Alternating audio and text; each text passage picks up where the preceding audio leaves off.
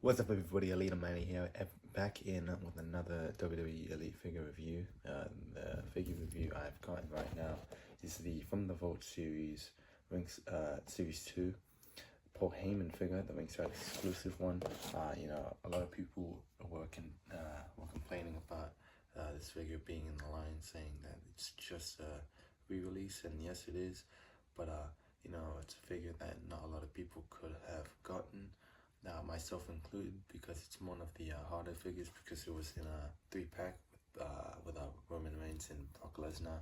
Now, I could have gotten it, but no way in hell am I spending $300 for one figure. That's like $100 for one figure, and thankfully the price is a lot cheaper, and I get more accessories, and I'll be getting more into that after I get them out of the packaging. So without further ado, let's just get straight into it, shall we?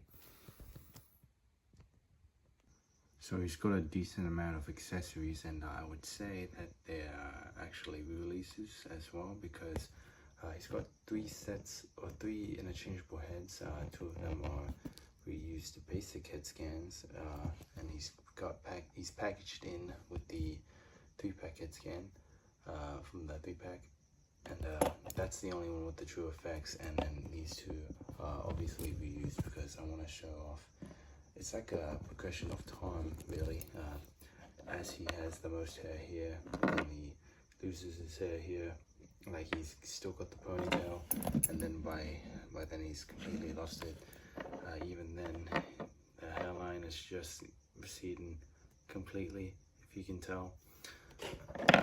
On the newest head scan, which is pretty cool actually, but at the same time it's very inaccurate, and if you're trying to get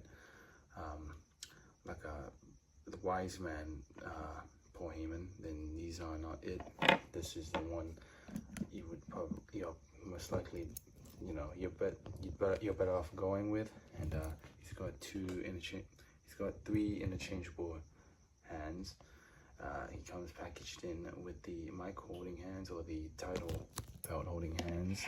He's got prayer hands and We the One pointing hands, and we use title belts from the Roman Reigns Ultimate Edition, the Universal Championship and the WWE Championship. So that's enough of the figure's accessories. Let's get more into the figure himself. Okay, so 2 things. The 2 gripes about the figure's articulation is that it is on pinned joints, which if it's going to be a re-release, I don't know why they didn't just reuse or implement the newer style of slack elites. You know what I mean? Like the Muhammad Ali Ultimate Edition leg mold. I don't know why they didn't just do that or use that for this re-release figure. But it doesn't bother me. I mean, it does bother me, but it doesn't bother me in the way that it poses a lot less better. But yeah, that's about it for the legs. The other thing is the suit being way too thick, so I can't really articulate the torso too much in its ab crunch, because as you can see, it is all just husk there, and they used a slimmer torso, but really the width of the figure is really from the coat or from the jacket itself. And another thing is the arms stick way too on its side, way too much. Unlike your boy CM Punk, his hands or his arms are on his sides, so like to his sides, whereas Paul Heyman here, he looks like a penguin, which I see a lot of comments saying that he could play the penguin, in the show, and that's a pretty good show. I've only watched episode 1, and I highly recommend it. But getting back on track, the blue is a navy dark blue, so it's a lot darker in person, or at least for me. Even the inside is blue. It's a light blue, and the tie is blue.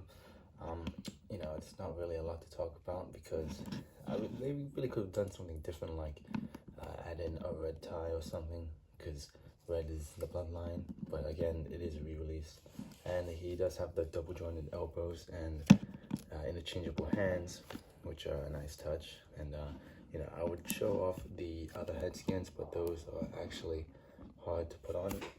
So I'll be showing the head scan that it comes with, and I'll be swapping it out with the smiling head scan, which is probably best for a 2013 Paul Heyman because he has the ponytail. So this is probably when he was still, or like when he just returned. I'll be giving the 2014 and 2016 head scan when he's starting to lose the hair. And as you can see, it's also a nice fit, but it's one of the stiffer ones.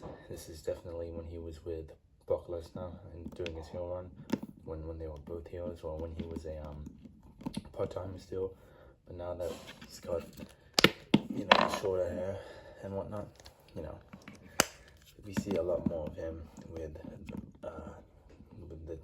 the bloodline and stuff. So yeah, it's pretty much all about, you know, the general aesthetic of the figure. It feels good in the hand, nothing too big, or nothing too big to complain about rather. So I'll be getting more onto the articulation of him. Alright, so as for the articulation, he's got an ankle rocker that goes side to side. He doesn't have a hinge. He has double jointed knees, thigh swivel, and a thigh cut. A leg can go that far back. He's got a splits, or I don't know, I never know what these joints are called where he can do the splits, but it's the unique mold for this mold. Unique articulation for this specific mold. He's got a waist swivel ab crunch that doesn't go that far up or forward, for me at least. His arms can go all the way around and can go that far up, which is actually pretty good. Bicep swivel, double jointed elbows, knee, hand swivel, and a hinge at the hand. And he can look that far up, that far down, and can look all the way around 360 mode. So, aside from the articulation, let's get more into some comparisons. So getting into comparisons, here he is with Brock Lesnar, and you know, this is still one of the better Brock Lesnar figures. I still think it's better than the other Ultimate Edition, only because of the lack of drop down hips. Yeah, and this one doesn't have drop down hips. So Brock Lesnar. Here he is with Roman Reigns, the Tribal Chief. Here he is with the promo attire Roman Reigns. Here he is with CM Punk. Here he is with Jimmy Uso. Here he is with the Yeet Man himself, Jey Uso. Here he is with Solo Sikoa. Here he is with the head of the table, Roman Reigns. Here he is with Shelton Benjamin. Here he is with Cody Rhodes. Here he is with the referee Danny Davis figure. Here he is with Jerry Lawler. Here he is with Pat McAfee. Here he is with JBL. Here he is with Triple H. Here he is with another referee figure, John Cone. Here he is with the Ultimate Edition, Muhammad Ali. And here he is with the man who shall not be named.